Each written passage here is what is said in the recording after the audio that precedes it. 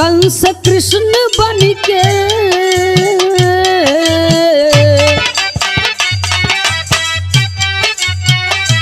कंस कृष्ण बन के लूटई बाहर चले नदी के किनार चले ना।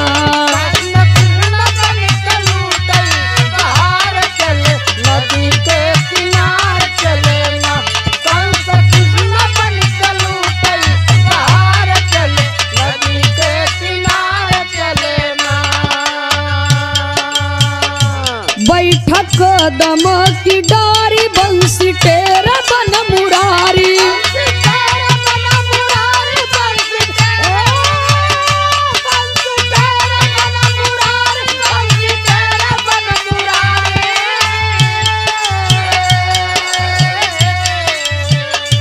बनवारी जी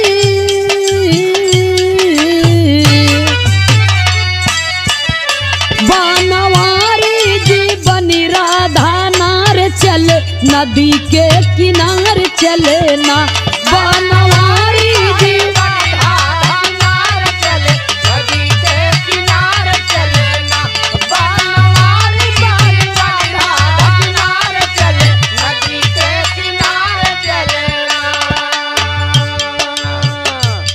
भैया हो, कंस को जब मालूम हुआ कि मेरी मौत गोकुल में पल रहे नंद बाबा के बेटे कृष्ण के द्वारा होगी, तो कंस तमाम युक्ति लगाया लेकिन सारी युक्तियां फेल हो गई,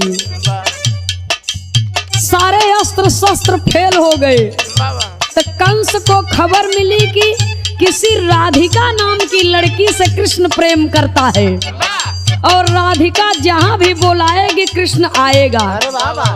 कंस कृष्ण बन करके और बांसुरी हाथ में ले करके चला बाबूजी गोकुल की ओर। और जब गोकुल की ओर चला तो भगवान श्री कृष्ण कन्हैया को जानकारी हो गई, कहाँ आवा मम्मा हम औते हई। तो कंस जब कृष्ण बन गया तो कृष्ण राधा बन गए, तो कवि को लिखना पड़ा है।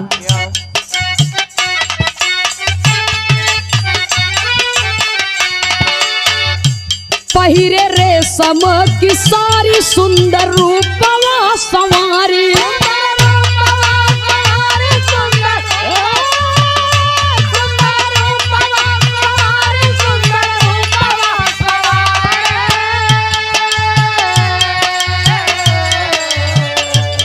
गिरधारी कई के गिरधारी कई के सोरो सिंगार चले नदी के किनारे चले ना।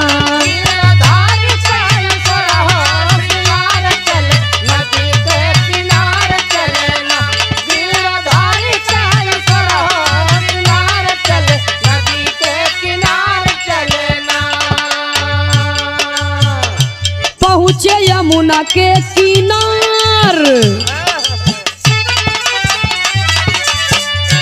पहुँचे यमुना के किनार, कंस बोला तब निहार। कंस बोला तब निहार, कंस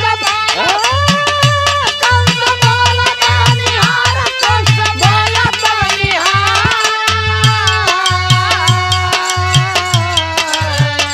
प्यार में तोहरे प्यार में तोहरे जिया बेकरार चले नदी के किनार चले ना। प्यार में तोहरे जिया बेकरार चले नदी के किनार चले ना। प्यार में तोहरे जिया बेकरार चले नदी के किनार चले ना। कृष्ण रूपी कंस सच्चाई जान नहीं पाया, वो सोचत बा राधिका आए जही तो ए नहीं कि हम कब्जे में कैले। तो कृष्ण राधिका को छुड़ाने के लिए जरूर आएगा। भगवान कन्हैया कहा तू चिंता मत करा मम्मा, अगर तू मामा है तो हम तो बहने हई। आपका सर्वनाश तो मेरे ही हाथों द्वारा लिखा गया है, कितना भी रूप बदल लीजिए। तो कंस कृष्ण जो बना हुआ है वो राधिका रूप कृष्ण को पुकारता है कि प्रिय, मैं तेरे प्यार में व्याकुल हूँ, तेरे इंतजार में कब से राह देख रहा हूँ। तो हुआ क्या,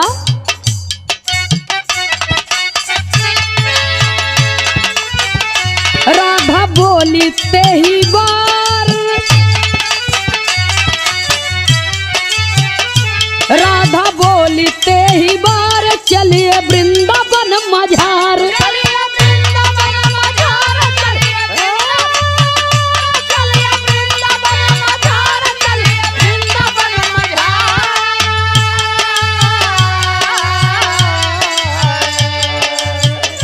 यार मधुबन की,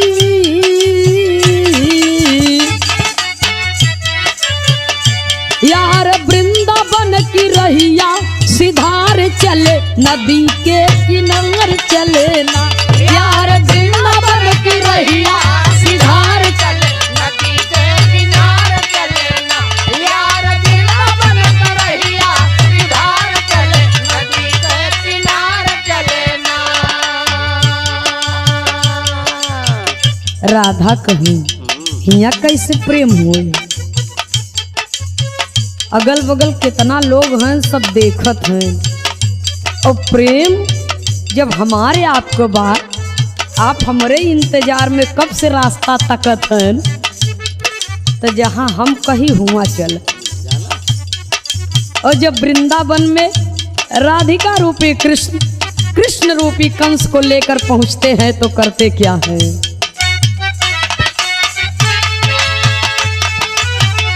एक सरोवर बनाई, राधा कहला नहाई।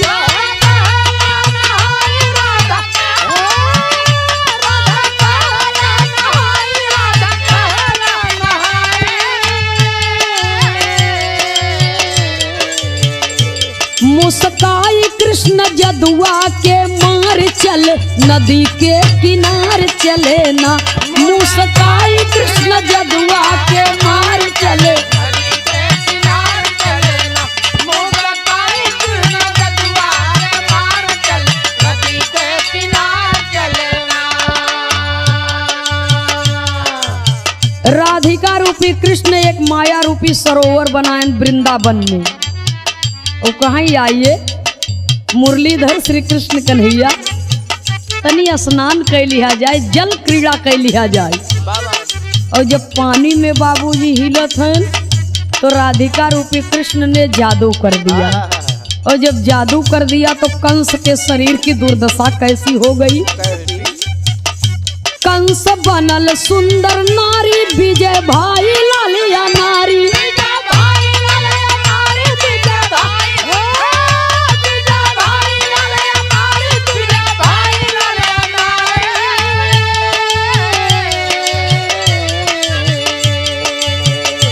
कंस नहाय लगा, मेहरारू बन गए वहीं में पनिया में।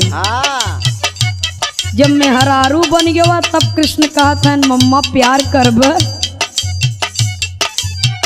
कहा हमें माफ कर दीजिए, मुझसे बहुत बड़ी भूल हो गई, अब आज के बाद इतनी बड़ी गलती नहीं करूंगा।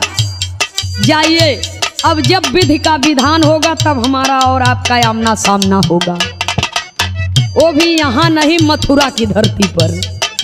मुझे अपने असली रूप में ला दीजिए, मैं जाना चाहता हूँ। भगवान श्री कृष्ण कन्हैया जैसे ही उनको नारी रूप में परिवर्तित किए थे वैसे ही अपना मोहिनी मंत्र हटा लिए, कंस से अपने रूप में आ गए और कृष्ण से क्षमा मांगकर मथुरा की ओर प्रस्थान कर दिए। कंस बनल सुंदर नारी, विजय गीतिया सवारी।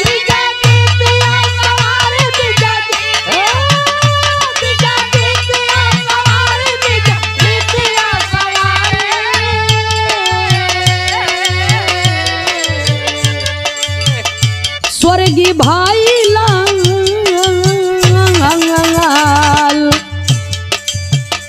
स्वर्गीय भाई लाल गावत मल्हार चले, नदी के किनार चले ना।